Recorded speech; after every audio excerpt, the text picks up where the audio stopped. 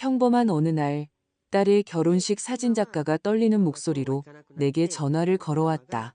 당장 스튜디오로 와달라는 것이었다. 박선영 여사님, 결혼식 사진에서 끔찍한 걸 발견했습니다. 지금 바로 스튜디오로 와주세요. 그의 말이었다. 심장이 철렁 내려앉았다. 내 딸 인생 최고의 날을 담은 사진 속에 대체 어떤 비밀이 숨겨져 있을까? 내가 곧 알게 될 사실은 모든 것을 바꾸어 놓을 것이고, 내가 5천만 원이나 들여 치러준 그 결혼식이 과연 진짜였는지 의심하게 만들 터였다. 그 전화가 걸려온 것은 목요일 오후, 내가 테라스에서 난초에 물을 주고 있을 때였다. 9월의 서울, 피부에 척척 달라붙는 습한 더위가 기승을 부리고 있었다. 받지 않을까 생각도 했다. 모르는 번호이니 분명 광고 전화일 터였다. 하지만 무언가에 이끌려 휴대폰을 들었다. 여보세요, 박선영 여사님. 남자의 목소리는 불안한 듯 거의 속삭임에 가까웠다. 저는 박민준입니다. 4개월 전 지민 씨 결혼식 사진을 찍었던 작가입니다. 가슴이 쿵 하고 내려앉았다. 그날의 기억이 섬광처럼 스쳐 지나갔다.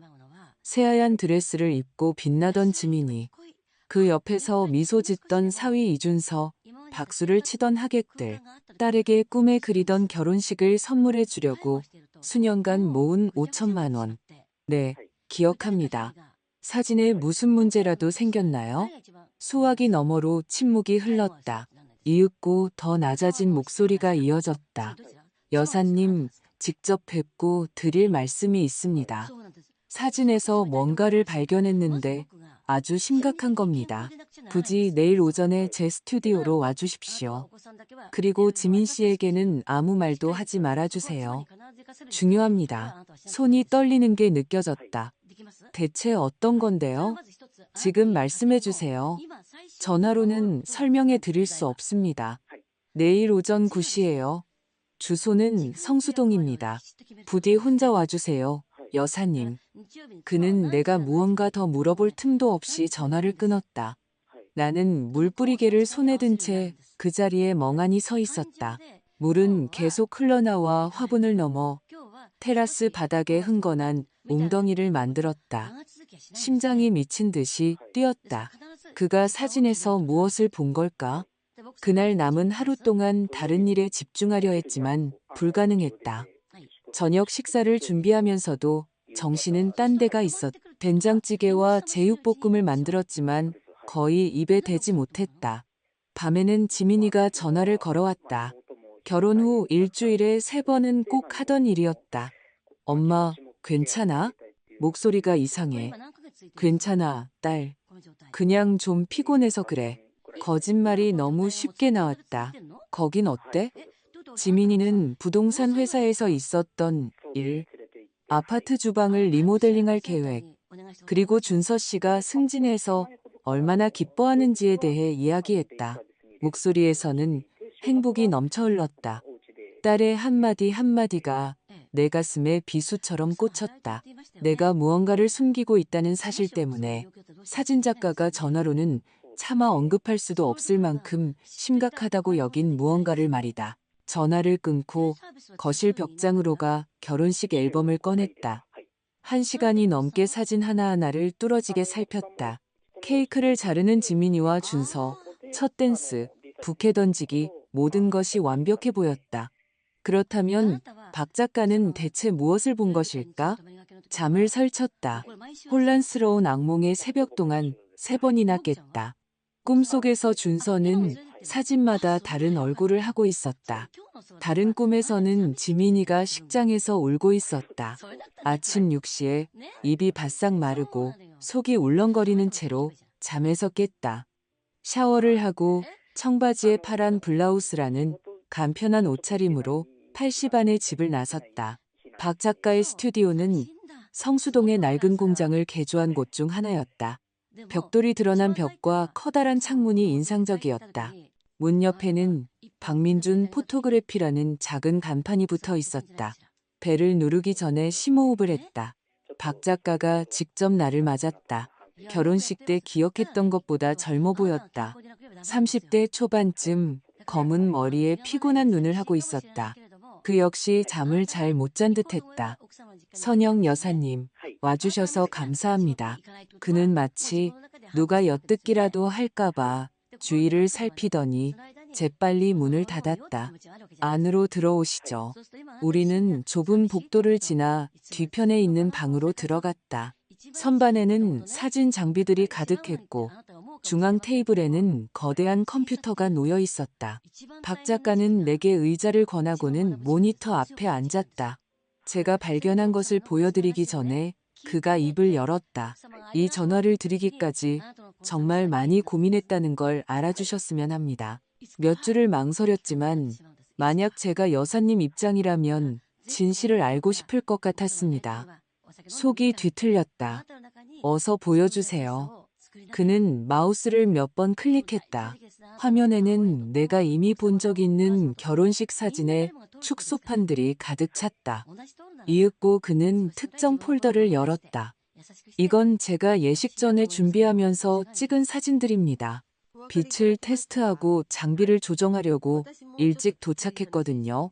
박 작가가 사진 한 장을 열었다. 피가 얼어붙는 것 같았다. 그 사진 속에는 내가 양복을 고르는 것까지 도와줬던 사위, 준서가 있었다.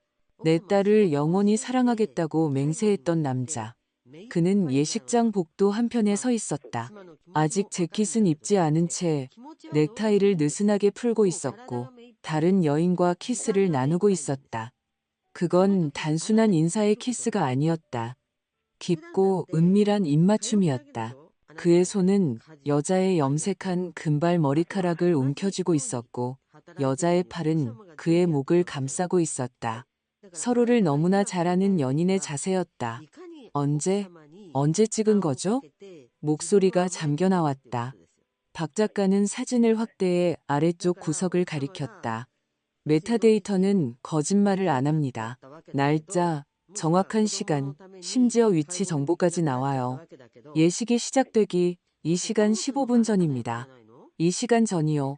지민이가 미용실에서 머리를 손질하고 있을 동안, 내가 웨딩 플래너와 마지막 세부 사항을 조율하고 있을 동안 준서는 바로 그곳에서 결혼하기도 전에 내 딸을 배신하고 있었던 것이다.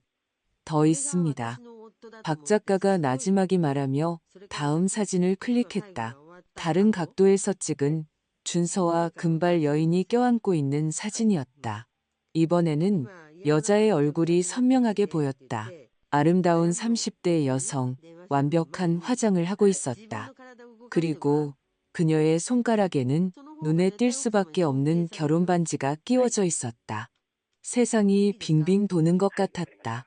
쓰러지지 않으려고 테이블 가장자리를 붙잡았다. 누구죠? 저 여자는? 겨우 물었다. 저도 모릅니다. 주신 하객 명단을 확인해 봤는데 저 여성은 없었습니다. 결혼식에 초대받지 않은 것 같아요. 박 작가는 사진 3장을 더 열었다. 모두 준서와 금발 여인이 함께 있는 모습으로 의심의 여지가 없는 자세들이었다. 우연한 만남이 아니었다. 계획적이고 계산적이며 은밀한 만남이었다. 왜 그 복도에서 사진을 찍고 있었던 거죠? 내 목소리가 멀게 느껴졌다. 마치 다른 사람의 목소리 같았다. 다양한 각도를 시험해보고 자연광을 활용해보고 있었습니다. 창문을 통해 우연히 이 장면들을 포착하게 된 겁니다. 뭘 찍었는지 깨달았을 때 저도 충격을 받았습니다. 그가 나를 진지하게 바라보았다. 여사님, 저는 10년 차 전문 사진작가입니다. 별의별 일을 다 봤지만 이런 건 한 사람과 결혼식을 올리기 몇 시간 전에 그 사람을 배신하는 건 차원이 다른 문제입니다. 나는 마른 침을 삼켰다. 이 사진들이 진짜라고 날짜에 오류가 없다고 확신할 수 있나요? 박 작가는 컴퓨터에 기술 정보 창을 띄웠다. 숫자, 코드, 내가 거의 이해할 수 없는 정보들이었다. 이게 파일의 촬영 정보 데이터입니다. 날짜, 시간, 위치 좌표, 카메라 모델, 설정. 이걸 완벽하게 위조하는 건 불가능합니다. 이 사진들은 제가 말씀드린 시간과 장소에서 정확히 촬영된 겁니다. 그는 서랍에서 이동식 저장 장치 USB를 꺼냈다. 여기에 전부 복사해 두었습니다. 원본 사진, 메타데이터, 기술 문서까지요. 어떤 법정에서도 증거로 채택될 겁니다. 이제 여사님 겁니다. 최선이라 생각하시는 대로 하십시오. 나는 떨리는 손으로 USB를 받아 가방에 넣었다. 머릿속이 복잡했다. 준서는 왜 이런 짓을 했을까? 다른 여자가 있으면서 왜 지민이와 결혼한 걸까? 그것도 유부녀와 불륜 관계를 유지하면서. 답은 천천히 등줄기에 녹아내리는 얼음처럼 차갑게 다가왔다. 돈. 준서는 늘 미래에 대해, 투자에 대해, 어떻게 튼튼한 재정 기반을 다져야 하는지에 대해 이야기했었다.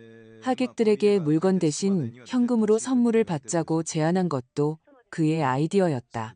그게 더 실용적이잖아요, 어머님. 아파트 계약금으로 쓸 수도 있고요. 그들은 축의금으로 3천만 원을 거뒀다. 지민이가 흥분해서 내게 말해주었었다. 결혼식 며칠 후, 이제는 그 동기가 너무나 명백해진 3천만 원. 여사님, 박 작가의 목소리가 나를 현실로 돌려놓았다. 제가 더 도와드릴 일이 있을까요? 나는 천천히 일어섰다. 다리가 납덩이처럼 무거웠다. 이미 많은 도움을 주셨어요. 제게 알려주셔서 감사합니다.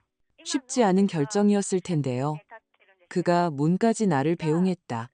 정말 유감입니다. 나는 스튜디오를 나섰다. 내면의 한기와는 대조적으로 햇살이 강렬했다. 차에 탔지만 시동을 걸지 않았다. 그저 운전대를 잡고 앉아 숨을 고르려 애썼다. 내 딸, 내 지민이 이 사실을 어떻게 전해야 할까? 거의 1시간 동안 목적 없이 운전했다. 한강변을 따라 달리며 무심하게 걷는 사람들을 지나쳤다. 남산에 올라 서울 시내 전체를 내려다보았다. 단 한순간도 그 사진들, 준서의 배신, 지민이의 순진함을 떨쳐낼 수 없었다. 정오 무렵 집에 돌아왔다. 아파트는 너무나 고요했다. 부엌 식탁 위에 USB를 올려놓고 딸의 인생을 파괴할 수 있는 폭탄을 담고 있는 그 작은 물건을 바라보았다. 혹시 지민이도 알고 있었을까?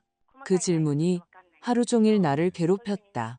지민이가 준서의 불륜을 알면서도 그냥 받아들였을 가능성이 있을까? 아니, 내가 아는 내 딸은 그럴 아이가 아니었다. 그녀는 진심으로 그를 사랑했다. 남편에 대해 이야기할 때면 눈이 반짝였다. 결혼식은 그녀에게는 쇼가 아니었다. 하지만 그에게는 그랬다. 노트북을 켜고 USB를 꽂았다. 사진들이 화면에 나타났다. 확대된, 잔인할 정도로 선명한 사진들. 준서와 금발 여인, 입맞춤, 포옹, 두 연인 사이에 명백한 친밀감. 당장 지민이에게 전화해서 사진을 보내고 진실을 폭로할까 생각했지만 무언가가 나를 막았다. 행동하기 전에 상황을 더 잘 이해해야 했다. 정보가 더 필요했다. 휴대폰을 들고 동생 선미에게 전화했다. 동생은 부산에 살지만 언제나 나의 가장 가까운 조언자였다. 세 번째 신호음이 울리고 동생이 받았다. 언니, 웬일이야? 선미야, 할 얘기가 있어. 심각한 일이야. 내 목소리 톤에서 평범한 안부 전화가 아님을 알아차렸을 것이다. 동생은 잠시 침묵했다. 무슨 일인데? 나는 모든 것을 털어놓았다. 사진작가의 전화, 사진들, 금발 여인, 그녀의 결혼 반지, 그리고 타이밍. 예식 2시간 전. 선미는 내 말을 끊지 않고 들어주었다. 내가 말을 마치자 깊은 한숨을 내쉬었다. 세상에, 언니, 이건 정말. 할 말이 없네. 어떻게 해야 할지 모르겠어. 지민이한테 이걸 어떻게 말해? 말해야지. 자기가 누구랑 결혼했는지 알 권리가 있어. 선미의 목소리는 단호했다. 하지만 그 전에 좀 더 알아봐야 해. 그 여자가 누군지, 도대체 무슨 일이 벌어지고 있는지 파악해야지. 내가 그걸 어떻게 알아봐? 준서 친구 중에 아는 사람 없어? 뭔가 알만한 사람. 나는 생각에 잠겼다. 준서는 가까운 친구가 거의 없었다.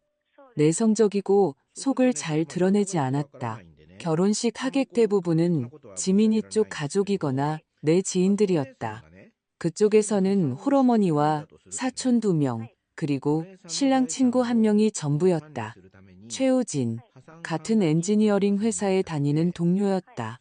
신랑 친구, 내가 말했다. 우진 씨, 준서랑 같은 회사에서 일해. 그 사람이랑 조심스럽게 얘기해봐. 뭘 아는지 알아내. 전화를 끊고 SNS에서 최우진을 검색했다. 금방 그의 프로필을 찾았다. 짧은 메시지를 보냈다. 우진 씨, 저 지민이 엄마 박선영입니다. 드릴 말씀이 있는데 잠시 얘기 좀 할 수 있을까요? 30분쯤 후에 답장이 왔다. 네, 어머님, 무슨 일 있으신가요? 다음 날 카페에서 만나자고 제안했고 그는 수락했다. 그날 밤은 전날보다 더 끔찍했다. 눈을 감을 때마다 준서가 그 여자와 키스하는 모습이 보였다.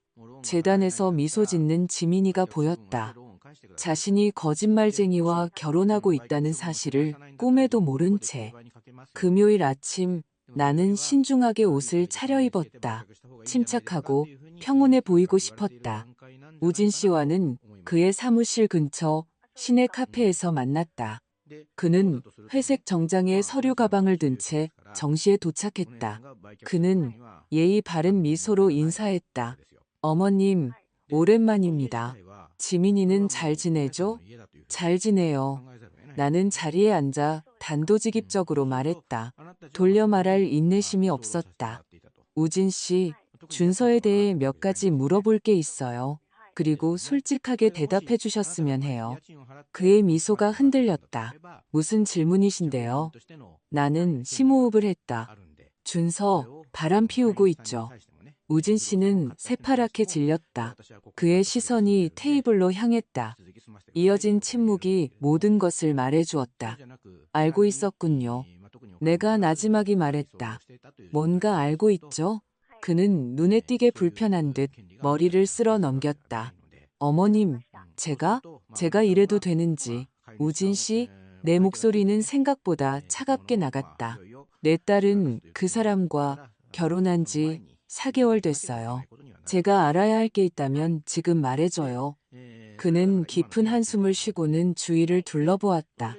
아무도 우리 얘기를 듣지 않는다는 것을 확인하려는 듯했다. 그리고는 몸을 앞으로 숙여 낮은 목소리로 말했다. 준서, 유나라라는 여자랑 만나는 사이예요. 그 여자도 결혼했고요. 복잡해요. 속이 뒤틀렸다. 얼마나 됐죠? 1년 넘었을 거예요. 아마 2년 가까이. 확실하진 않아요. 우진 씨는 진심으로 괴로워 보였다. 어머님, 제가 말렸어요.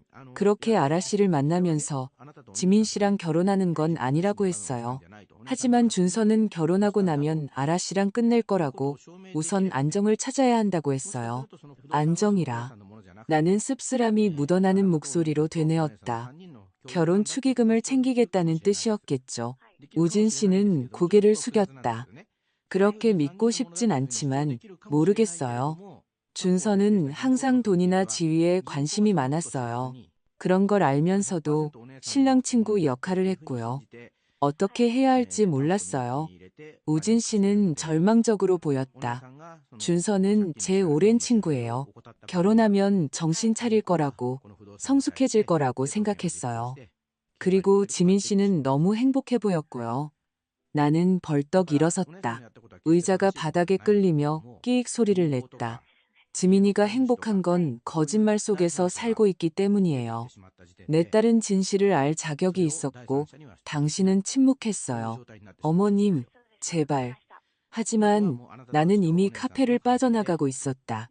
그에게 더 할 말은 없었다. 우진 씨는 침묵의 공범이었다.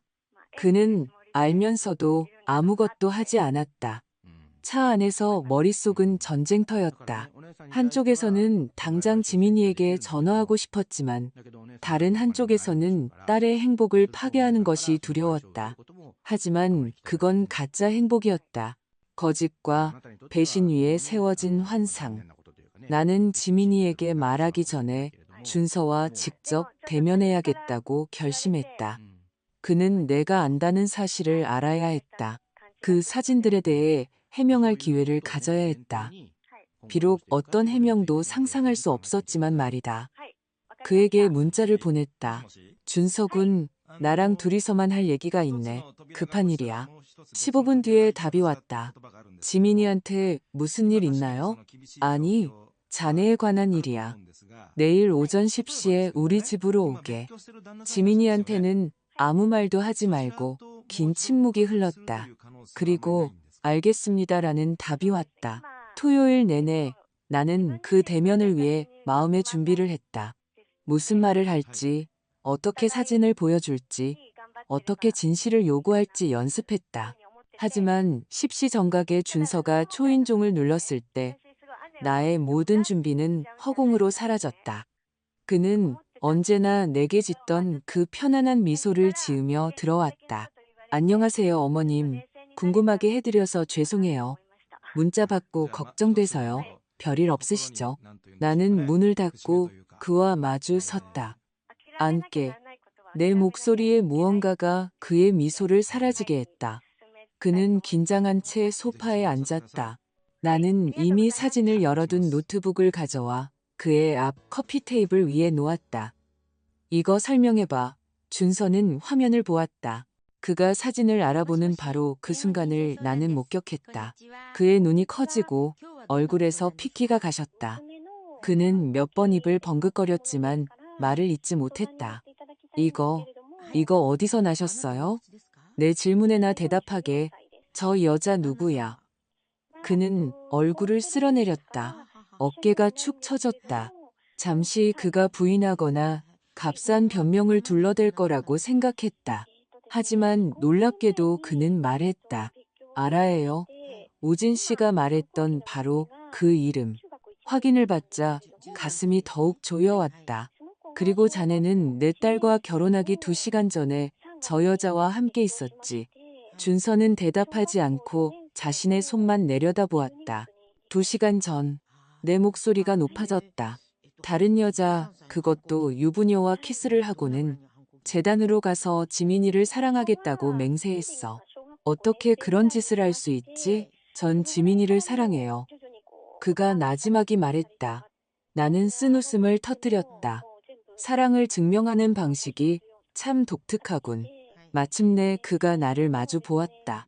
그의 눈빛에는 이제 무언가 다른 차가운 것이 서려 있었다. 어머님은 이해 못하세요. 아라와의 관계는 복잡해요. 저는 결혼이 필요했어요. 제 인생에서 다음 단계로 나아갈 필요가 있었다고요. 지민이는 그걸 하기에 완벽한 여자예요. 안정적이고 성실하고 믿을 수 있죠. 그걸 하기에 완벽하다니. 마치 내 딸이 투자 포트폴리오의 자산이라도 되는 것처럼. 그럼 돈은? 내가 물었다. 축의금 3천만 원. 그래서 지민이랑 결혼한 건가? 준서는 부인하지 않고 시선을 피했다. 그 침묵 속에서 나는 답을 찾았다. 내 집에서 나가 분노로 떨리는 목소리로 말했다. 지금 당장. 어머님, 잠깐만요. 나가? 그는 재빨리 일어나 문으로 향했다. 하지만 나가기 전에 돌아섰다. 어떻게 하실 건데요? 처음부터 했어야 할 일을 할 거야. 지민이한테 전부 다 말할 거다. 그의 얼굴이 굳어졌다. 그럼 지민이는 무너질 거예요. 아니, 지민이를 무너뜨리고 있는 건 자네야. 난 그 파괴가 계속되는 걸 막을 뿐이다. 준서는 아무 말 없이 나갔다. 복도에서 그의 다급한 발소리가 엘리베이터 소리가 들렸다. 침묵이 돌아왔을 때 나는 소파에 주저앉았다. 내 딸에게 이걸 어떻게 말해야 할까? 준서가 떠난 후 나는 거의 1시간 동안 소파에 앉아 힘을 모으려 했었다. 노트북은 여전히 테이블 위에 있었고 그의 배신이 담긴 사진들이 화면에 떠 있었다. 나는 탁 소리를 내며 노트북을 닫았다. 지민이에게 알려야 했다. 하지만 어떻게? 세상에서 가장 사랑하는 사람의 세계를 어떻게 파괴한단 말인가? 휴대폰을 들고 딸에게 전화했다. 4번의 신호음이 울린 후 딸이 받았다. 엄마. 무슨 일이야? 목소리에 담긴 명랑함이 내 심장을 찢었다. 딸, 직접 만나서 할 얘기가 있어. 지금 집으로 와줄 수 있니? 지금? 엄마, 토요일이잖아. 준서 씨랑 나가려고 했는데 중요한 일이야. 지민아, 아주 중요해. 제발. 내 목소리에 무언가가 딸을 불안하게 만들었을 것이다. 딸은 잠시 침묵했다. 괜찮은 거지? 어디 아파? 아픈 건 아니야. 하지만 너랑 단둘이 급하게 할 얘기가 있어. 알았어. 알았어. 30분 안에 갈게. 전화를 끊고 부엌으로가 커피를 내렸다. 원두를 갈면서 손이 떨렸다. 무슨 말을 해야 할까? 이런 대화를 어떻게 시작해야 할까? 쉬운 방법은 없었다. 지민이는 20분 만에 도착했다. 딸은 언제나 시간을 잘 지켰다. 문을 두드리고 언제나 그랬듯 활기차게 들어왔다. 생기 넘치는 내 딸. 환한 미소, 하나로 묶은 머리, 청바지와 꽃무늬 블라우스 차림이었다. 엄마, 놀랐잖아. 딸이 나를 안았다. 무슨 일이야? 나는 딸을 소파로 이끌었다. 둘을 위해 커피를 따랐지만 아무도 잔에 손을 대지 않았다. 지민이는 점점 더 걱정스러운 눈으로 나를 바라보았다. 엄마, 어서 말해줘. 불안해 죽겠어. 나는 심호흡을 했다. 애둘러 말할 방법은 없었다. 지민아, 네 결혼식 사진작가가 이번 주에 나한테 연락했어. 사진에서 뭔가를 발견했대. 네가 봐야 할 게 있어. 사진에서. 뭘? 나는 노트북을 가져와 다시 사진들을 열었다. 화면을 딸 쪽으로 돌렸다. 이거. 지민이는 더 잘 보려고 몸을 숙였다. 나는 딸의 표정이 혼란해서 알아차림으로 그리고 완전한 충격으로 변하는 것을 보았다. 딸은 손으로 입을 막았다. 이건 준서 씨잖아. 그래. 예식 2시간 전에. 유나라라는 여자와 함께. 지민이는 내 손에서 노트북을 가져가 사진을 확대했다. 눈으로 모든 세부 사항을 훑었다. 입맞춤, 포옹, 명백한 친밀감. 다음 사진으로 또 다음 사진으로 넘겼다.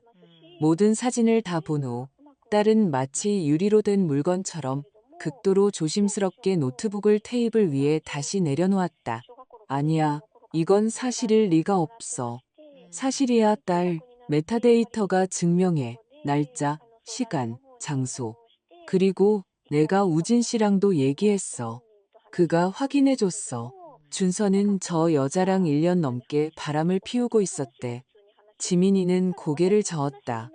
아니야, 우진 씨가 거짓말하는 거야. 사진작가가 사진을 조작한 거고, 이건, 지민아, 나는 딸의 손을 잡았다. 내가 오늘 오전에 준서를 만났어. 그가 인정했어. 널 사랑하지만 아라와의 관계가 복잡하다고 하더구나. 내 말이 아니라 그 사람 말이야. 나는 진실이 딸의 방어막을 뚫는 바로 그 순간을 보았다.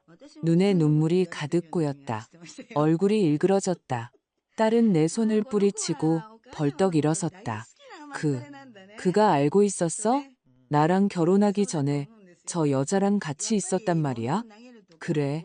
그러고도 아무렇지 않게 식장에 들어왔다고? 나를 영원히 사랑하겠다고? 다 거짓말인 걸 알면서 맹세했다고? 그래. 지민이는 방 안을 이리저리 서성였다. 손으로 머리를 쥐어뜯었다. 믿을 수 없어.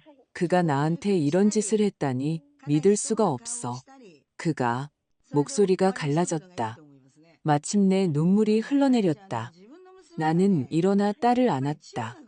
딸은 내 품에 무너지듯 안겨 흐느꼈다. 우리는 몇 분간 그렇게 있었다. 나는 딸의 세계가 무너지는 동안 딸을 붙잡고 있었다. 왜, 엄마? 딸이 흐느끼며 물었다. 왜 그런 짓을 한 걸까? 난 그를 사랑했어. 사랑해. 난 모든 걸 잘했어. 좋은 아내였잖아. 왜 난 부족했던 걸까? 내 탓이 아니야, 딸. 그 사람 탓이지. 그가 한 잘못된 선택들 때문이야. 딸은 내게서 떨어져 손등으로 얼굴을 닦았다. 그 사람하고 얘기해야겠어. 직접 그 사람 입으로 들어야겠어. 지민아, 그래야겠어. 엄마, 이해해야겠어. 딸은 가방을 들고 내가 말릴 틈도 없이 나가버렸다. 문이 쾅 닫히는 소리, 복도를 달려가는 딸의 발소리가 들렸다. 나는 식어가는 커피와 노트북에 여전히 열려있는 사진들과 함께 홀로 남겨졌다. 내가 무슨 짓을 한 걸까? 다른 방식으로 이야기했어야 했을까? 좀 더 준비를 했어야 했을까? 하지만 이런 소식을 전하는 좋은 방법이란 없었다. 환상을 부드럽게 깨뜨릴 방법은 존재하지 않았다. 그날 남은 시간 동안 지민이는 내 전화를 받지 않았다. 답장 없는 문자만 보냈다. 밤이 되어 경찰에 신고하기 직전 마침내 답이 왔다. 나 괜찮아. 내일 얘기해. 그날 밤 잠을 거의 못 잤다. 일요일 아침 지민이가 8시에 우리 집 문 앞에 나타났다. 한숨도 못 잔 듯했다. 눈은 붉고 부어 있었고 머리는 헝클어졌으며 옷은 구겨져 있었다. 아무 말 없이 들어와 소파에 쓰러지듯 앉았다. 나는 기다렸다. 만났어. 마침내 잠긴 목소리로 말했다. 어제 오후에 사진이랑 엄마가 해준 얘기 꺼냈어. 그랬더니 전부 다 인정했어. 아라라는 여자랑 2년째 만나고 있대. 그 여자는 결혼했고 아이가 둘이라 남편을 떠날 수 없다고. 그래서 준서는 안정적인 삶을 위해 나랑 결혼하기로 결심했대. 안정적인 가정과 불륜을 동시에 그 잔인함에 할 말을 잃었다. 그리고 더 있어. 지민이가 이제 나를 똑바로 쳐다보며 말을 이었다. 결혼 축의금, 그 3천만 원. 벌써 2천만 원을 내가 존재조차 몰랐던 계좌로 이체했어. 자기랑 그 여자, 아라 명의의 공동 계좌로 피가 끓었다. 널 강도질한 거야. 나뿐만이 아니야. 축의금을 낸 모든 사람, 우리 친구들, 우리 가족들 모두를 우리 결혼식을 돈 모으는 수단으로 이용한 거야. 딸이 웃었다. 쓰라리고 부서진 소리였다. 그리고 난 그걸 알아채지 못할 만큼 멍청했지. 넌 멍청하지 않아. 넌 그를 믿었을 뿐이야. 그건 잘못이 아니야. 잘못이야. 목소리가 높아졌다. 어떻게 내가 그걸 못 봤을까? 그가 그런 사람인 줄 어떻게 몰랐을까? 내가 놓친 신호가 뭐였을까? 나는 딸의 어깨를 잡았다. 지민아, 날 봐. 이건 내 잘못이 아니야. 거짓말하기로, 배신하기로, 훔치기로 선택한 건 준서야. 그 어떤 것도 내 안에 있는 게 아니야. 딸은 다시 소파에 주저앉아 울었다. 나는 일요일 내내 딸과 함께 있었다. 우리는 이야기하고 울고 계획을 세웠다. 오후가 끝날 무렵 지민이는 결심을 굳혔다. 이혼할 거야. 그 남자를 내 인생에서 최대한 빨리 없애버리고 싶어. 전적으로 지지해. 그리고 그 돈 되찾을 거야. 어떻게? 이미 다 이체했는데. 변호사를 찾아보자. 그 이체는 결혼 축의금으로 한 거야. 우리 두 사람에게 주어진 돈이라고. 내 동의 없이 그가 마음대로 옮길 권리는 없어. 관련 판례가 있을 거야. 월요일 아침 나는 친구가 추천해준 이혼 전문 변호사인 최수진 변호사님과 상담을 잡았다. 지민이를 데리고 갔다. 최 변호사님은 시내가 내려다 보이는 세련된 사무실에서 우리를 맞았다. 우리는 모든 것을 이야기했다. 사진, 배신, 2년간의 불륜, 이체된 돈. 최 변호사님은 무표정한 얼굴로 전문적으로 메모했다. 두 분, 우리가 말을 마치자 그녀가 말했다. 아주 강력한 케이스를 가지고 계십니다. 사진은 불륜의 증거이고 무단 이체는 횡령에 해당합니다. 이혼 소송을 제기하면서 돈의 반환뿐만 아니라 정신적 피해에 대한 위자료도 청구할 수 있습니다. 얼마나 걸릴까요? 지민이가 물었다. 상황에 따라 다릅니다. 그가 순순히 응하면 몇 달 안에 끝나지만 맞서 싸우면 1년 이상 걸릴 수도 있습니다. 하지만 이 정도 증거라면 그가 맞서는 건 어리석은 짓이죠. 우리는 그날 바로 계약서에 서명했다. 최 변호사님은 즉시 서류 준비에 착수했다. 이혼 소송, 금전 반환 및 위자료 청구, 변호사 사무실을 나왔을 때 지민이는 달라 보였다. 여전히 상처받고 망가졌지만 이전에는 없었던 결의의 빛이 눈에 서려 있었다. 엄마, 진실을 밝혀줘서 고마워. 내가 아플 걸 알면서도 말해줘서, 그리고 이렇게 내 곁에 있어줘서. 나는 길 한복판에서 주위 사람들의 시선은 아랑곳하지 않고 딸을 끌어안았다. 언제나 내 곁에 있을 거야, 딸, 언제나. 그 후 며칠 동안 일은 빠르게 진행되었다. 최 변호사님이 이혼 소송을 시작했다. 준서는 소장을 받았다. 그는 지민이에게 수십 번 전화했지만 딸은 그의 번호를 차단했다. 아파트에 찾아오려고 했지만 딸은 자물쇠를 바꿨다. 이혼 소식은 빠르게 퍼졌다. 친구들이 혼란스러워하며 무슨 일이냐고 물어왔다. 지민이는 자세한 설명 없이 그냥 잘 맞지 않았다고만 말했다. 나도 누가 물으면 똑같이 대답했다. 하지만 진실은 새어나오기 마련이었다. 소송을 시작하고 2주 후 모르는 번호로 전화가 왔다. 이번에는 받았다. 여보세요, 박선영 씨. 내가 모르는 여자 목소리였다. 저는 유나라라고 합니다. 우리 얘기 좀 해야 할 것 같아요. 그 이름은 나를 놀라게 했다. 유나라, 사진 속의 금발 여인, 내전 사위의 내연녀. 순간 전화를 끊을까 생각했지만 호기심이 이겼다.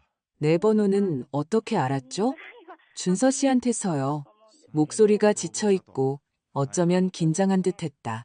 저를 미워하시겠지만 제발 5분만 시간을 주세요. 딱 5분만요. 나는 텅 빈 거실을 둘러보았다. 지민이는 출근했고 시간은 있었다. 말하세요. 아라 씨는 소화기 너머로 한숨을 쉬었다. 우선 저는 준서 씨가 결혼식을 돈벌이 수단으로 이용하고 있다는 걸 몰랐다는 걸 알아주셨으면 해요. 지난주에 그가 이혼 소송 얘기를 하고 돈 이체 얘기를 하기 전까지는요. 듣고 소름이 끼쳤어요. 2년이나 같이 있었잖아요. 내가 쏘아붙였. 그런데 그가 다른 사람과 결혼하는 게 이상하게 느껴지지 않았나요? 네, 이상했죠. 당연히요. 하지만 그는 그래야만 한다고 했어요. 집안에서 압박이 심하다고, 그의 경력에 중요하다고, 그냥 형식적인 것일 뿐이고, 진정한 사랑은 우리 사이라고 했어요. 나는 그녀의 순진함인지 아니면 파렴치함인지 모를 말에 거의 웃을 뻔했다. 어느 쪽인지 알기 어려웠다. 그래서 믿었고요. 믿고 싶었어요. 제 결혼 생활은 이미 몇 년 전부터 엉망이었거든요. 남편과 저는 그냥 동거인일 뿐 사랑도 교감도 없었어요.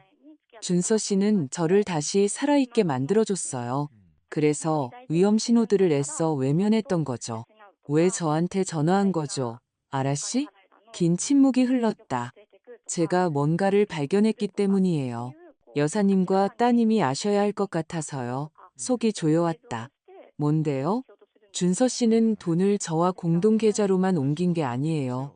거의 전부를 케이맨 제도의 역외 계좌로 옮겼어요. 5만 달러, 상당의 돈을요. 전부 들고 사라질 계획이에요. 나는 의자에 털썩 주저앉았다. 어떻게 알죠? 서류를 봤어요. 그가 집에 노트북을 열어두고 나갔는데 계좌 내역서, 해외 송금 내역 전부 다요. 그리고 제가 추궁하자 인정했어요. 이혼 후에 사라져서 다른 곳에서 새 삶을 시작할 거라고 하더군요. 왜 이걸 저한테 말하는 거죠? 당신은 그의 내연녀잖아요. 그를 보호해야 하는 거 아니에요? 그녀의 목소리가 갈라졌다. 저도 속았으니까요. 그는 그 돈이 우리 둘을 위한 거라고. 제가 이혼할 수 있게 되면 함께 새로운 삶을 꾸리기 위한 돈이라고 했어요. 하지만 진실은 그가 모든 사람에게 거짓말을 하고 있었다는 거예요. 따님에게, 저에게, 모두에게. 그리고 저는 더 이상 그의 공범이 되고 싶지 않아요. 그녀를 완전히 믿어야 할지 몰랐지만 정보는 무시하기에는 너무나 심각했다. 증거 있어요? 그 서류들 사본 같은 거? 있어요. 전부 사진 찍어뒀어요. 지금 바로 보내드릴 수 있어요. 보내세요. 몇 초 후 휴대폰이 여러 번 진동했다. 사진을 하나씩 열어보았. 은행 거래 내역서, 해외 송금 확인증, 역외 계좌 개설 서류 모두 준서의 이름으로 되어 있었다. 받으셨어요? 아라 씨가 물었다. 받았어요. 지금 바로 딸의 변호사에게 전달할 겁니다. 선영 씨, 제가 한 일에 대해, 이 모든 일에 제가 관여한 부분에 대해 정말 죄송합니다. 아무것도 바뀌지 않는다는 건 알지만 그래도 알아주셨으면 해요. 저는 그가 그런 사람인 줄 몰랐어요. 사기꾼, 거짓말쟁이인 줄은 전부는 몰랐을지 몰라도 아라 씨, 당신은 당신 가족을 배신하고 있다는 건 알았고 그가 내 딸을 배신하고 있다는 것도 알았어요. 그러니 나한테서 용서를 구하지 마세요. 나는 그녀가 대답하기 전에 전화를 끊었다. 분노로 손이 떨렸다. 준서는 단순한 배신자가 아니라 범죄자였다. 그는 결혼 축의금을 들고 도망쳐 지민이를 빈털터리로 만들 계획이었다. 나는 즉시 최 변호사님에게 전화했다. 아라 씨의 전화, 역외 계좌, 내가 받은 사진들에 대해 설명했다. 지금 바로 전부 보내주세요. 최 변호사님의 목소리가 날카로워졌다. 이건 사건을 완전히 바꾸는 겁니다. 그는 재산을 은닉하고 소송을 기만하려 하고 있어요. 즉시 그의 모든 계좌에 대한 동결 조치를 요청하고 관계 당국에도 통보하겠습니다. 이건 형사사건으로 번질 수 있습니다. 나는 모든 사진을 그녀의 이메일로 전달했다. 그리고 회사에 있는 지민이에게 전화했다. 엄마, 지금 통화 못해. 회의 중이야. 준서에 관한 일이야. 급해. 수화기 너머로 소음이 들렸다. 이윽고 딸이 말했다. 잠깐만. 발소리, 문 닫히는 소리가 들렸다. 무슨 일이야? 나는 아라 씨의 전화, 케이맨 제도의 돈, 사라지려는 준서의 계획에 대해 이야기했다. 지민이는 너무 오랫동안 말이 없어서 전화가 끊긴 줄 알았다. 딸, 듣고 있니? 목소리가 텅 비어 있었다. 그냥 믿을 수가 없어. 매일 새로운 거짓말의 층을 발견해. 이 남자는 대체 누구야? 내가 알던 그 사람이 아닌 건 확실해. 아무도 그를 제대로 몰랐던 거야. 그는 조종자고 사기꾼이야. 최 변호사님이 뭔가 할 수 있대? 이미 하고 있어. 계좌 동결을 요청하고 당국에 통보할 거야. 준서는 그 돈을 들고 도망가지 못할 거야. 그러길 바라. 엄마, 만약 그가 성공한다면 그 돈은 나만의 것이 아니야. 우리 친구들과 가족들이 좋은 마음으로 준 선물이야. 우리를 돕기 위해 돈을 모은 사람들인데 그는 그들 모두를 강도질한 거야. 전화를 끊고 나서 나는 지난 며칠간 일어난 모든 일을 생각하며 앉아 있었다. 사진작가의 전화부터 지금까지 나와 지민이의 삶은 송두리째 뒤집혔다.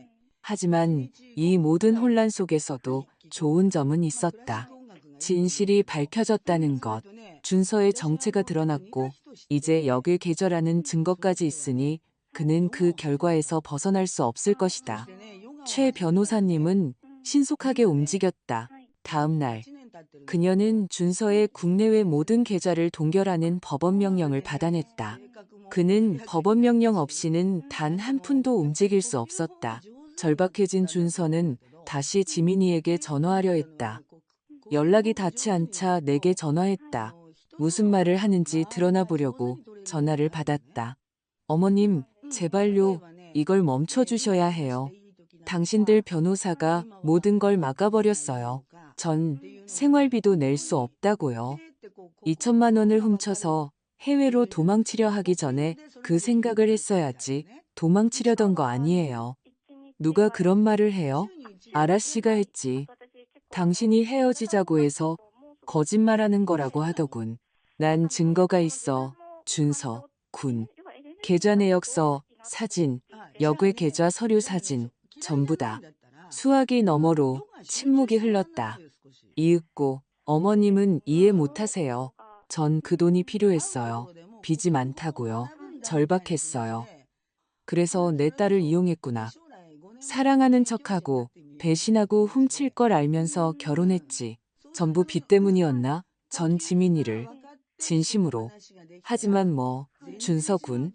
하지만 돈을 더 원했나, 아라씨를, 아니면 자기 자신을. 그는 전화를 끊었다. 일주일 동안 그에게서 더 이상 소식이 없었지만 최 변호사님에게는 있었다. 그는 변호사를 통해 협상을 시도했다. 지민이가 위자료 청구를 포기하는 대가로 돈의 일부를 돌려주겠다는 것이었다. 최 변호사님은 거절했다. 우리는 모든 것을 돌려받고 싶었고 정의를 원했다. 우리가 가진 증거들, 배신의 사진, 계좌 내역서, 무단 이체 기록으로 지민이의 소송은 철옹성 같았다. 준서의 변호사도 그것을 알고 있었다. 이혼 소송을 시작한 지 3주 후 그들은 합의안을 제시했다. 준서는 축의금 3천만 원 전액과 위자료 1천만 원을 반환하겠다. 이혼은 합의 이혼으로 진행하고 다시는 지민이에게 연락하지 않겠다는 서약서에 서명하겠다는 것이었다. 최 변호사님이 제안을 논의하기 위해 우리에게 전화했다. 좋은 조건입니다. 모든 돈을 돌려받고 상당한 보상금까지 받으면서 몇 달 혹은 몇 년씩 이 일을 끌지 않고 빨리 해결할 수 있습니다. 우리가 전화를 받았을 때 지민이는 내 옆에 있었다. 나는 딸을 바라보았다. 넌 어떻게 생각해, 딸? 딸은 입술을 깨물며 생각에 잠겼다. 이 합의로 그가 잘못을 인정하는 셈이 되나요? 암묵적으로는 그렇습니다. 최 변호사님이 대답했. 돈을 반환하고 위자료를 지불함으로써 그가 잘못 행동했다는 것을 인정하는 거죠. 그럼 받아들일게요. 이 일을 끝내고 싶어요. 그 사람을 내 인생에서 완전히 지워버리고 싶어요. 우리는 다음 주에 합의서에 서명했다. 준서는 4천만 원을 한 번에 이체했다. 지민이는 자신의 계좌에 돈이 들어온 것을 보고 몇 주 만에 처음으로 미소를 지었다. 끝났어. 딸이 말했다. 드디어 끝났어. 하지만 나는 그게 끝이 아니라는 것을 알았다. 돈은 돌아왔다. 이혼도 순조롭게 진행되고 있었다. 하지만 준서가 지민이에게 남긴 상처, 그녀의 신뢰에 관계를 믿는 능력에 남긴 상처는 치유되는데 훨씬 더 오랜 시간이 걸릴 터였다. 이혼은 2달 후에 확정되었다. 지민이는 공식적으로 자유의 몸이 되었지만 자유롭다고 해서 치유된 것은 아니었다. 딸은 잠시 나와 함께 살기로 했다. 아파트에 혼자 있을 수 없다고 구석구석이 준서를, 그들이 세웠던 계획들을, 그들이 함께 만들어갈 것이라 생각했던 삶을 떠올리게 한다고 했다. 그곳을 세를 주고 옷가지, 책, 개인 소지품 등 꼭 필요한 것만 가져왔다. 처음에는 힘들었다. 지민이는 많이 울었다. 방에서 나오지 않는 날도 있었고 분노에 차잠에서 깨어 물건을 부수고 준서가 모든 것을 망쳤다고 소리치는 날도 있었다. 나는 딸이 감정을 쏟아내도록 내버려 두었다. 그것은 치유 과정의 일부였다. 조금씩 위기는 잦아들었다. 지민이는 다시 일에 흥미를 보이기 시작했다. 친구들과도 다시 만나기 시작했다. 심리 상담을 받았는데 큰 도움이 되었다. 상담사는 딸이 준서의 배신뿐만 아니라 정교한 사기의 피해자였다는 사실을 받아들이도록 도와주었다. 내 잘못이 아니야. 딸이 자책할 때마다 나는 반복해서 말했다. 너는 진심으로 사랑했고 정직했어. 거짓말하기로 선택한 건 그 사람이야. 이혼 후 석 달이 지난 어느 목요일 오후 내가 저녁을 준비하던 부엌으로 지민이가 들어왔다. 휴대폰을 들고 있었는데 얼굴이 창백했다. 엄마, 이거 봤어? 딸이 화면을 보여주었다. 인스타그램 게시물이었다. 사진에는 준서가 사진 속 금발 여인 아라씨와 나란히 서서 웃고 있었다. 두 사람은 해변에서 껴안고 있었고 새로운 시작과 진정한 사랑에 대한 글이 달려 있었다. 그 여자한테 돌아갔네. 지민이가 떨리는 목소리로 말했다. 결국 그 여자가 나한테 전화하고 그에 대한 증거를 넘겨준 뒤에도 돌아갔어. 나는 사진을 보았다. 준서는 좀 더 마르고 아마도 스트레스를 받은 듯 보였지만 웃고 있었다. 후회도 죄책감도 없이 마치 아무 일도 없었다는 듯이 그냥 앞으로 나아가고 있었다. 서로에게 딱 맞는 사람들이네. 내가 말했다. 두 명의 조종적인 거짓말쟁이가 완벽하게 만났어. 하지만 화가 나 엄마. 그는 내 인생을 망쳐놓고 저렇게 아무 일 없다는 듯이 행복해하고 있잖아. 정의가 어디에 있는 거야? 나는 두 손으로 딸의 얼굴을 감쌌다. 정의는 딸, 네가 자유로워졌다는 거야. 평생 너를 불행하게 만들 남자에게서 자유로워졌어. 너를 진정으로 아껴줄 사람을 만날 수 있게 자유로워졌어. 그게 바로 정의야. 지민이는 나를 안았고 우리는 한동안 그렇게 있었다. 딸이 떨어져 나가 눈을 닫고 미소를 지었다. 작고 여전히 연약하지만 진짜 미소였다. 엄마 말이 맞아. 나는 탈출했어. 그는 이제 아라씨의 문제야. 그날 밤 지민이는 자신의 SNS에서 준서의 사진을 모두 지웠다. 모든 플랫폼에서 그와 아라씨를 차단했다. 상징적으로 그 장을 닫고 있었다. 그 후 몇 달 동안 긍정적인 변화가 있었다. 지민이는 직장에서 승진했, 요가를 시작했다. 새로운 친구들을 사귀었다. 천천히 하나씩 딸은 자신의 삶을 재건하고 있었다. 나 역시 변했다. 이 모든 경험은 나 자신에 대해 몰랐던 것들을 가르쳐 주었다. 나는 내가 상상했던 것보다 더 강하다는 것, 무너지지 않고 어려운 상황에 맞설 수 있다는 것, 어떤 대가를 치르더라도 딸을 보호하는 것이 나의 최우선 순위라는 것을 배웠다. 또한 지민이와 더 가까운 관계를 맺게 되었다. 이전에는 피상적인 대화를 나누는 모녀였다. 일, 날씨, 요리법 같은 것들. 이제 우리는 두려움, 꿈, 좌절, 희망과 같은 진짜 것들에 대해 이야기했다. 위기는 수년간의 평온함이 해내지 못한 방식으로 우리를 가깝게 만들었다. 이혼 후 6개월, 평온한 토요일 오후에 내 휴대폰이 울렸다. 또다시 모르는 번호였다. 이번에는 망설이지 않고 받았다. 여보세요, 박선영 씨. 정중한 남자 목소리였다. 저는 서울지방경찰청 김영사입니다. 이준서 씨와 관련된 사기 사건을 수사하고 있습니다. 잠시 통화 가능하실까요? 심장이 빨리 뛰었다. 네, 그럼요. 이준서 씨가 따님 결혼식에서 사기를 쳤다는 사실을 알고 계십니까? 네, 저희가 고소했었습니다. 합의를 통해 돈을 돌려받았고요. 그렇군요. 하지만 아마 모르시는 사실이 있을 겁니다. 피해자가 두 분만이 아니라는 겁니다. 저희는 이준서 씨와 관계를 맺었던 다른 3명의 여성으로부터 추가 고소장을 접수했습니다. 그는 항상 같은 수법을 썼습니다. 사랑에 빠진 척하고 투자나 긴급 상황을 핑계로 돈을 빌린 뒤 사라지는 거죠. 저희는 형사소송을 위해 증거를 모으고 있습니다. 나는 할 말을 잃었다. 다른 3명의 여성이 더 있다니. 네, 그렇습니다. 한 분은 5천만 원, 다른 분은 3천만 원, 세 번째 분은 2,500만 원을 잃었습니다. 그는 전문 사기꾼입니다. 연인 관계를 이용해 피해자들로부터 돈을 갈취해왔습니다. 나는 지민이를 생각했다. 자신이 얼마나 특별하고 선택받고 사랑받는다고 느꼈을까. 그리고 그 모든 것이 준서가 새로운 피해자마다 반복했던 연습된 연극 대본에 불과했다. 제가 뭘 도와드리면 될까요? 형사님, 어머님의 증언과 가지고 계신 모든 증거가 필요합니다.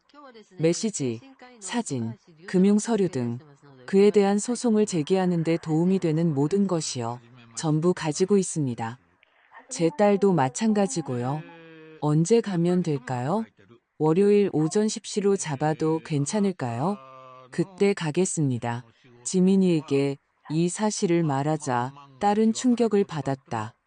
다른 여자들도, 다른 사람들한테도 이런 짓을 했다고? 그래, 여러 명에게. 그리고 우리가 폭로하지 않았다면 아마 계속했을 거야. 지민이는 무겁게 주저앉았다. 그럼 난 그에게 특별하지도 않았던 거네. 그냥 또 다른 한 명. 또 다른 목표물이었을 뿐이야. 그렇게 생각하지 마.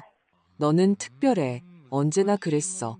그가 쓰레기였을 뿐이고 이제 그는 죗값을 치를 거야. 월요일 우리는 경찰서로 갔다. 김 형사님이 회색 벽과 금속 테이블이 있는 작은 방에서 우리를 맞았다. 우리는 2시간 동안 상세한 증언을 했다. 지민이는 관계, 결혼, 배신의 발견에 대해 이야기했다. 나는 박 작가의 사진, 아라 씨의 전화, 역의 계좌에 대해 말했다. 김 형사님은 메모하고 모든 것을 녹음하고 명확한 설명을 요구했다. 우리가 끝났을 때 그는 녹음기를 끄고 말했다. 두 분, 방금 결정적인 증거를 제공해 주셨습니다. 이것과 다른 피해자분들이 주신 증거를 합치면 저희는 확실한 사건을 구성할 수 있습니다. 검찰은 다중 사기 혐의로 기소할 겁니다. 이준서 씨는 형사처벌을 받게 될 겁니다. 감옥에 갈 수도 있나요? 지민이가 물었다. 그럴 수 있습니다. 유죄 판결을 받으면 사기죄의 형량은 징역 1년에서 10년 사이입니다.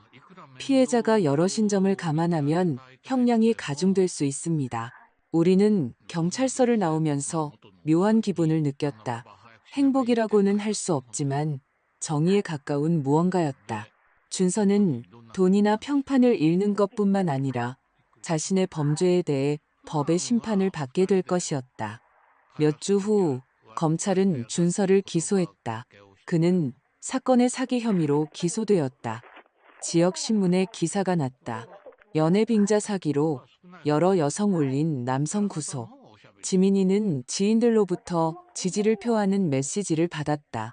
어떤 이들은 항상 준서가 이상했다고 말했다. 다른 이들은 전혀 의심하지 않았다고 인정했다. 중요하지 않았다. 중요한 것은 진실이 밝혀졌다는 것이었다. 재판은 6개월 뒤로 잡혔다. 우리 변호사인 최수진 변호사님은 증거를 고려할 때 유죄 판결 가능성이 높다고 말했다. 신고하신 건 잘한 일입니다. 그녀가 말했다. 두 분 자신을 위해서뿐만 아니라 그가 앞으로 해를 끼쳤을지도 모르는 모든 다른 여성들을 위해서도요. 재판을 앞둔 몇 달은 이상했다. 지민이는 삶을 이어가려 애썼지만 준서의 그림자는 여전히 우리 위에 드리워져 있었다.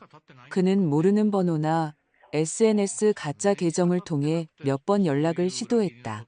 지민이는 즉시 모든 것을 차단했다. 한 번은 우리 아파트 문 앞에 나타났다. 경비 아저씨가 전화해서 글을 올려보내도 되냐고 물었다. 나는 단호히 거절하고 그가 가지 않으면 경찰을 부르라고 요청했다. 그는 떠났다. 하지만 그 작은 침입은 며칠 동안 우리를 불안하게 만들었다. 그는 절대 멈추지 않을 거야. 지민이가 좌절하며 물었다. 체포되면 멈출 거야. 멈추게 될 거야.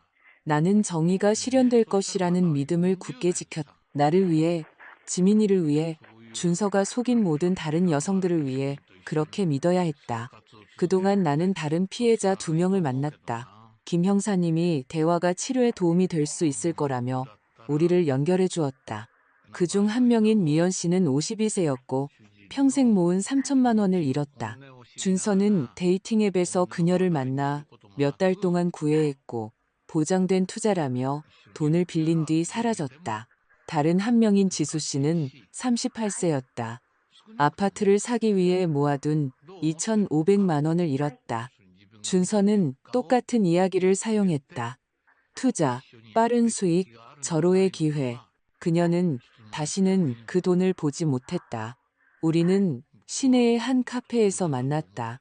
처음에는 긴장감이 흘렀다. 서로 모르는 세 여성이 사기꾼의 길에서 마주쳤다는 불행으로만 뭉쳤다. 하지만 조금씩 대화가 흘렀다. 그는 나를 특별하게 느끼게 만들었어요. 미연 씨가 마시지도 않는 커피를 저으며 말했다. 몇 년을 혼자 지낸 후에 드디어 누군가를 만났다고 생각했죠. 제가 너무 바보 같았어요. 바보가 아니에요. 내가 말했다. 인간적이었던 거죠. 믿었고 사랑했어요. 그건 잘못이 아니에요. 지수 씨도 동의했다. 그는 설득력이 있었어요. 무슨 말을 해야 할지, 어떻게 행동해야 할지 정확히 알았죠. 모든 것에 대한 답을 가지고 있었어요. 제가 의심하기 시작하자 제가 그를 믿지 않는 것에 대해 죄책감을 느끼게 만들었어요. 지민이는 조용히 듣고 있었다. 마침내 입을 열었다. 나는 그와 결혼했어요. 서약을 했죠. 평생을 그와 함께할 거라고 생각했어요. 그리고 모든 것이 거짓말이었죠. 미연 씨가 지민이의 손을 잡았다. 하지만 당신은 살아남았어요. 우리 모두 살아남았고, 이제 그는 죗값을 치를 거예요. 그날 오후는 우리 사이에 유대감을 만들어 주었다. 우리는 번호를 교환하고 단체 채팅방을 만들었다. 우리는 뜻밖의 친구가 되었다. 고통으로, 하지만 또한 힘으로 뭉쳤다. 우리 각자는 무언가를 잃었다. 돈, 시간, 신뢰. 하지만 무언가를 얻기도 했다. 우리가 혼자가 아니라는 확신. 마침내 재판날이 왔다. 7월의 쌀쌀한 화요일이었다. 나, 지민이, 미연 씨, 지수 씨는 함께 법원에 도착했다. 최 변호사님이 그곳에서 무엇을 예상해야 할지 알려주고 있었다. 검사님은 확실한 증거를 가지고 있습니다. 필요하면 증언하게 될 겁니다. 피고 측 변호사가 여러분을 깎아내리려 할 테지만 침착하게 진실만 말하세요. 그것만 하면 됩니다. 우리는 법정으로 들어갔다. 상상했던 것보다 작았다. 나무 벤치줄, 판사석, 양측을 위한 테이블. 준서는 이미 변호사 옆에 앉아 있었다. 우리를 보자 그의 얼굴이 창백해졌다. 지민이가 그를 본 것은 배신을 추궁했던 그날 이후 처음이었다. 나는 옆에서 딸이 긴장하는 것을 느꼈다. 딸의 손을 잡았다. 넌 할 수 있어. 내가 속삭였다. 판사가 들어오고 모두 일어섰다. 60대쯤의 회색 머리, 엄격한 표정의 남자였다. 그가 의사봉을 두드리자 재판이 시작되었다. 검사는 사건을 설명하고 기소 내용을 읽었다. 사건의 사기죄, 재산은닉, 준서의 수법을 설명했다. 여성을 만나 마음을 얻고 신뢰를 쌓은 뒤 돈을 요구하고 사라지거나 지민이의 경우처럼 결혼을 자금 조달 수단으로 이용하는 것. 피고 측 변호사는 모든 것이 오해였으며 준서가 돈을 빌린 것은 맞지만 갚을 의도가 있었다고 주장했다. 지민이와의 결혼은 사랑에 기반한 합법적인 것이었으며 이후의 문제들이 범죄를 구성하지는 않는다고 했다. 약한 시도였다. 준서에 대한 증거는 압도적이었다. 미연 씨가 먼저 증언대에 섰다. 그녀는 확고한 목소리로 자신의 이야기를 하며 준서의 모든 거짓말과 조종을 상세히 설명했다. 피고 측 변호사는 그녀가 돈을 빌려준 것이 아니라 자발적으로 준 것이라고 암시하려 했다. 미연 씨는 흔들리지 않았다. 그는 3개월 후에 이자와 함께 갚겠다고 했습니다. 그것을 증명하는 메시지들이 있습니다. 선물이 아니라 대출이었고 그는 갚을 의도가 전혀 없었습니다. 다음은 지수 씨였다. 그녀의 이야기도 비슷했다. 준서는 똑같은 수법, 똑같은 변명을 사용했다. 그에게 대본, 패턴이 있다는 것이 명백해졌다. 그리고 지민이의 차례였다. 딸은 일어나 증인석으로 걸어갔다. 처음에는 목소리가 떨렸지만 말하면서 힘을 얻었다. 준서를 만난 것, 연애, 약혼, 5천만 원이 든 결혼식, 3천만 원의 축의금, 그리고 예식 2시간 전에 찍힌 배신 사진의 발견에 대해 이야기했다. 그는 저를 사랑하지 않았어요. 지민이가 준서를 똑바로 쳐다보며 말했다. 저는 목적을 위한 수단이었어요. 여기에 있는 다른 여성들처럼 돈을 얻기 위한 방법이었죠. 그는 제 감정과 신뢰를 이용했고 제 인생에서 가장 중요한 날을 사기극으로 만들었어요. 준서의 변호사는 배신이 범죄 의도를 증명하지는 않는다고 반박하려 했다. 검사는 다른 피해자들과의 행동 패턴과 결합된 역의 계좌로의 무단 이체가 명백히 사전 계획과 고의를 증명한다고 상기시키며 개입했다.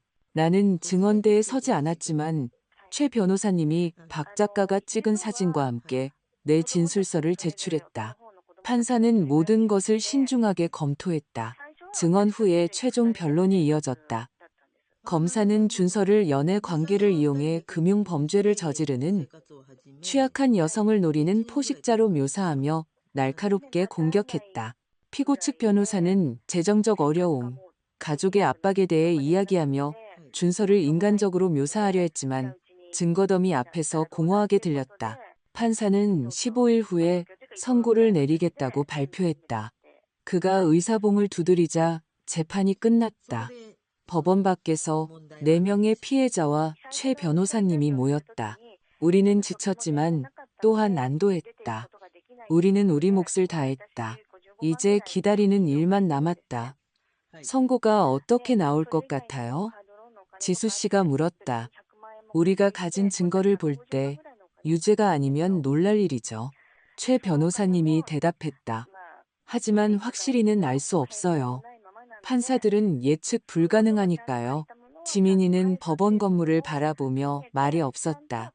그냥 끝났으면 좋겠어. 그가 나에게서 멀리 떨어져 있었으면 좋겠어. 더 이상 아무에게도 이런 짓을 못하게 됐으면 좋겠어. 끝날 거야. 내가 약속했다. 곧. 기다리는 15일은 고통스러웠다. 매일 아침 선고를 생각하며 깼다. 매일 밤 시나리오를 상상하며 잠자리에 들었다.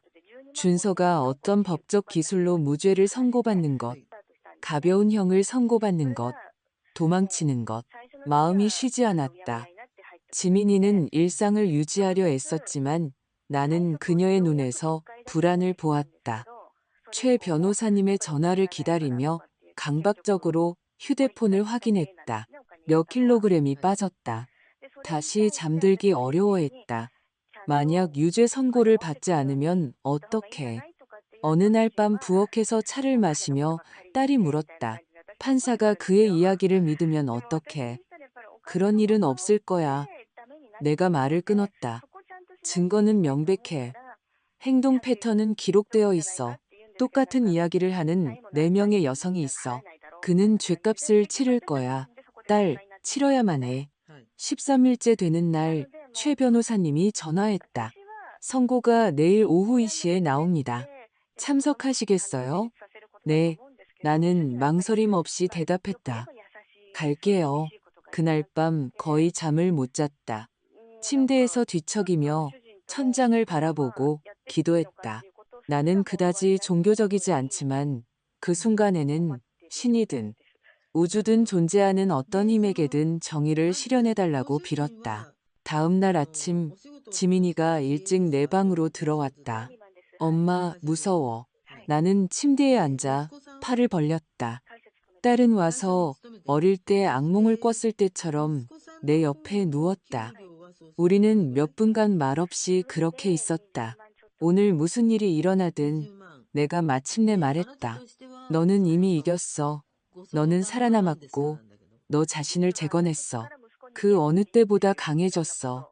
선고는 그냥 세부사항일 뿐이야. 세부사항처럼 느껴지지 않아. 알아. 하지만 그래. 내 인생은 더 이상 그에게 달려있지 않으니까. 너는 자유로워. 그건 아무도 너에게서 뺏어갈 수 없어. 우리는 신중하게 옷을 차려입었다. 지민이는 남색 정장을 입었다. 나는 흰 블라우스에 검은 바지를 입었다. 우리는 존중받을 만하고 진지하게 보이고 싶었다. 판사가 우리가 정의를 받을 자격이 있는 품위 있는 사람이라는 것을 보길 원했다.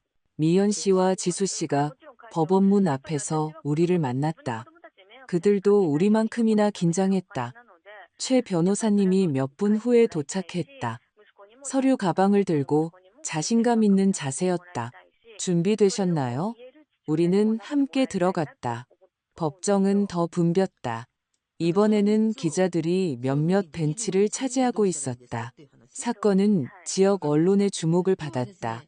일부 언론이 그를 사랑의 사기꾼이라고 부르기도 했다. 준서는 다시 그곳에 있었지만 달라 보였다. 더 마르고 면도하지 않은 수염, 퀭한 눈. 재판 이후 몇 달은 그에게 친절하지 않았던 모양이다. 판사가 들어왔다. 모두 일어섰다. 심장이 너무 세게 뛰어서 법정 안에 모든 사람이 들을 수 있을 것 같았다. 판사는 자리에 앉아 안경을 고쳐 쓰고 선고를 읽기 시작했다. 그의 목소리는 단조롭고 기술적이었다. 법 조항을 읽고 판례를 인용했다. 나는 단어들을 거의 처리할 수 없었다. 그저 판결만을 기다렸다. 그리고 결정적인 순간이 왔다. 제출된 증거들, 즉 4명의 피해자들의 일관된 증언, 사기성, 송금에 대한 서류 증거, 그리고 명백한 범죄 행동 패턴을 고려하여 본 법정은 피고 이준서가 사건의 사기죄를 저질렀다고 판단합니다. 나는 지민이의 손을 잡았다. 딸은 내 손을 다시 꽉 잡았다. 판사는 계속했다. 사건의 중대성, 피해자들에게 끼친 손해, 그리고 명백한 사전 계획을 고려하여 피고에게 징역 6년을 선고하며 피해자들에게 끼친 물질적, 정신적 손해에 대한 배상을 명한다. 6년. 그는 정말로 감옥에 갈 것이었다. 준서의 변호사가 아마도 항소하거나 형량 감형을 요청하려고 발언을 시도했지만 판사가 의사봉을 두드렸다. 재판을 마친다. 피고는 즉시 구금될 것이다. 2명의 법원 경위가 준서에게 다가갔다. 나는 현실이 그를 덮치는 순간을 보았다. 눈은 커지고 얼굴은 창백해지고 손은 떨렸다. 그는 마지막으로 지민이를 보았다. 후회가 아니라 절망처럼 보이는 무언가였다. 지민이는 무표정한 얼굴로 그를 마주보았다. 아무 말도 하지 않고 경위들이 그의 손목에 수갑을 채우고 그를 법정 밖으로 데리고 나가는 것을 지켜볼 뿐이었다. 그의 뒤로 문이 닫혔을 때 공기 중에 무언가 변했다. 마치 보이지 않는 무게가 거친 것 같았다. 나는 몇 시간 만에 처음으로 깊은 숨을 내쉬었다. 끝났습니다. 최 변호사님이 웃으며 말했다. 해내셨어요. 미연 씨가 울기 시작했다. 지수 씨가 그녀를 안았다. 지민이는 준서가 나갔던 문을 바라보며 서 있었다. 딸, 내가 어깨를 건드렸다. 딸이 나를 향해 돌아섰다. 눈에 눈물이 고여 있었지만 다른 무언가도 있었다. 안도, 평화. 정말 끝났어, 엄마. 드디어 끝났어. 우리는 오후에 강한 햇살 아래 법원을 나왔다. 기자들이 우리를 둘러싸고 질문을 던졌다. 최 변호사님이 짧게 성명을 발표하겠다며 정중하게 그들을 물리쳤다. 지민이가 앞으로 나섰다. 다른 여성들이 정의를 찾는 것이 가능하다는 것을 알았으면 좋겠어요. 살아남는 것이 가능해요. 준서 같은 남자들은 우리의 침묵, 우리의 수치심에 기댑니다. 하지만 우리가 말하고 신고하고 서로를 지지할 때 그들은 힘을 잃습니다. 짧지만 강력한 성명이었다. 기자들은 모든 것을 받아 적었다. 몇몇 카메라가 촬영했다.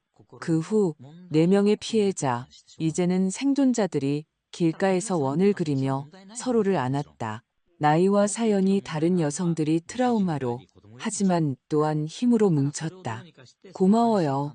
미연 씨가 말했다. 신고해줘서, 포기하지 않아줘서, 우리에게도 똑같이 할 용기를 줘서요. 저희가 감사하죠. 지민이가 대답했다. 혼자였다면 아마 해내지 못했을 거예요. 하지만 함께여서 우리는 막을 수 없었어요. 우리는 연락을 유지하고 서로를 지지하겠다는 약속과 함께 헤어졌고 그 약속들을 지킬 것이었다. 우리가 만든 단체 채팅방은 계속 활성화될 것이었다. 가끔 커피를 마시기 위해 만날 것이었다. 우리는 뜻밖이지만 진정한 자매였다. 집으로 가는 길에 지민이는 말이 없었다. 나는 딸이 모든 것을 처리할 공간을 주며 조용히 운전했다. 아파트에 주차했을 때 딸이 마침내 입을 열었다. 엄마, 고마워. 뭐가? 나를 믿어줘서, 보호해줘서, 내가 아플 걸 알면서도 진실을 밝혀줘서, 이 끔찍한 여정의 모든 단계에서 내 곁에 있어줘서. 목소리가 갈라졌다. 엄마 없었으면 어떻게 했을지 모르겠어. 나는 딸의 얼굴을 잡았다. 너는 내 딸이야. 나는 언제나 너를 위해 싸울 거야. 언제나. 그날 밤 지민이는 몇 달 만에 처음으로 악몽 없이 집에서 잠을 잤다. 나 역시 그랬다. 선고 후 석 달이 지났다. 삶은 다시 평범한 일상으로 돌아왔다. 혹은 이 모든 일이 지난 후 가능한 한 평범하게 지민이는 셀을 놓았던 아파트로 돌아가지 않기로 결정했다. 그곳을 팔고 준서에게서 받은 위자료와 합쳐서 새 아파트를 샀다. 더 작고 더 아늑하며 딸이 항상 원했던 동네에 있었다. 완전한 재시작이었다. 딸은 열쇠를 받은 날 아파트를 보러 나를 초대했다. 도시가 내려다 보이는 작은 건물의 4층이었다. 방 2개, 넓은 거실, 현대적인 부엌. 소박하지만 딸에게는 완벽했다. 어때, 엄마? 아름답네. 정말 너다운 곳이야. 딸이 미소 지었다. 내가 아주 오랫동안 보지 못했던 진정한 미소였다. 내 거야. 오직 내 것. 나쁜 기억도 거짓말도 없이 오직 내 것. 나는 딸이 꾸미는 것을 도왔다. 함께 가구를 고르고 벽에 걸 그림을, 테라스에 놓을 식물을 골랐다. 각 물건은 독립과 재건의 선언이었다. 지민이는 직업적으로도 변화를 주었다. 다니던 부동산 회사에 다른 지점으로 정근을 신청했다. 다른 동네였다. 준서를 떠올리게 하는 모든 것. 그들이 함께 가던 장소들을 포함해 거리를 두고 싶어 했다. 나로 말하자면 나는 내가 가진 줄 몰랐던 힘을 발견했다. 몇 달 동안 나는 지민이의 기둥이었다. 강한 사람, 흔들리지 않는 사람. 하지만 모든 것이 진정되고 딸이 안전하고 앞으로 나아가고 있을 때 나 역시 이 경험으로 상처를 입었다는 것을 깨달았다. 사진의 발견, 준서와의 대면, 재판 과정, 모든 것이 내가 인정했던 것보다 더 나에게 영향을 미쳤다. 나도 심리 상담을 시작했다. 내가 느꼈던 분노, 이런 일이 다시 일어날까봐 두려웠던 공포, 준서가 어떤 사람인지 미리 알아채지 못했다는 비이성적인 죄책감을 처리할 필요가 있었다. 내 상담사, 김지연 선생님은 내가 다르게 할 수 있었던 것은 아무것도 없었다는 것을 이해하게 도와주었다. 준서는 경험 많은 조종자였습니다. 그는 모든 사람을 속였어요. 어머님이나 따님의 실수가 아니었어요. 두 분은 누구나 했을 법한 일을 하신 겁니다. 그녀가 말했다. 믿었고, 사랑했고, 그리고 진실을 발견했을 때 행동했죠. 정의를 찾았어요. 그것은 엄청난 용기를 필요로 합니다. 상담은 도움이 되었다. 잠을 더 잘 자기 시작했고, 죄책감을 덜 느꼈으며, 어떤 사람들은 그냥 나쁘고, 우리가 그것을 예측하거나 예방하기 위해 할 수 있는 것은 아무것도 없다는 것을 받아들이기 시작했다. 선고 후 5개월이 지난 어느 토요일 오후, 지민이가 예고 없이 우리 집에 나타났다. 표정이 달랐다. 긴장했지만 또한 들떠 있었다. 엄마, 할 얘기가 있어. 심장이 쿵 내려앉았다. 무슨 일이야? 무슨 일 있었어? 아니, 나쁜 일 아니야. 그냥 누구를 만났어. 나는 천천히 앉았다. 누구라니? 남자? 이름은 다니엘이야. 나랑 같은 회사에서 일하는데 다른 부서야. 몇 주 전부터 얘기하기 시작했어. 저녁 식사에 초대하길래 수락했어. 나의 첫 반응은 두려움이었다. 지민이가 다시 상처받을까봐 두려웠다. 그 다니엘이라는 사람이 또 다른 준서일까봐 두려웠다.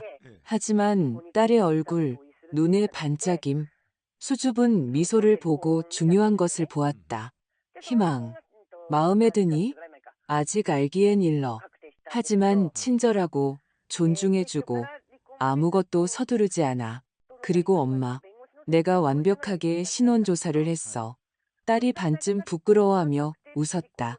인터넷에서 이름 검색해보고 SNS 확인해보고 몇 년 동안 그를 아는 동료들과 얘기도 나눠봤어. 더 조심스러워지는 법을 배웠거든. 잘했네.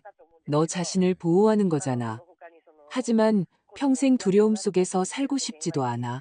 준서가 내게서 신뢰하고 다시 사랑할 수 있는 능력을 훔쳐가게 하고 싶지 않아. 딸이 내 손을 잡았다. 그래서 천천히 갈 거야. 다니엘을 알아갈 거야. 이게 어디로 이어질지 볼 거야. 하지만 이번에는 눈을 크게 뜨고 나는 딸을 안았다. 네가 자랑스러워. 네가 어떻게 회복했는지, 지혜와 용기로 내 삶을 어떻게 재건하고 있는지 최고에게서 배웠는 걸. 딸이 웃으며 말했다. 다니엘과의 저녁 식사는 이루어졌고 그 후 또 다른 식사가 이어졌다. 지민이는 그들에 대해 내게 이야기했다. 깊은 대화, 웃음, 진정한 교감. 딸은 행복했지만 조심스러웠다. 완전히 자신을 내어주지 않았다. 건강한 경계를 유지했다. 나는 2달 후에 다니엘을 만났다. 지민이의 초대로 우리 아파트에 저녁 식사를 하러 왔다. 키가 크고 안경을 썼으며 친근한 미소를 지닌 남자였다. 건설 엔지니어로 일했다. 3년 전에 이혼했고 아이는 없었다. 그는 진심으로 지민이에게 관심이 있는 듯했다. 그녀에 대해 질문하고 주의 깊게 듣고 저녁 식사 내내 나는 그들을 관찰했다.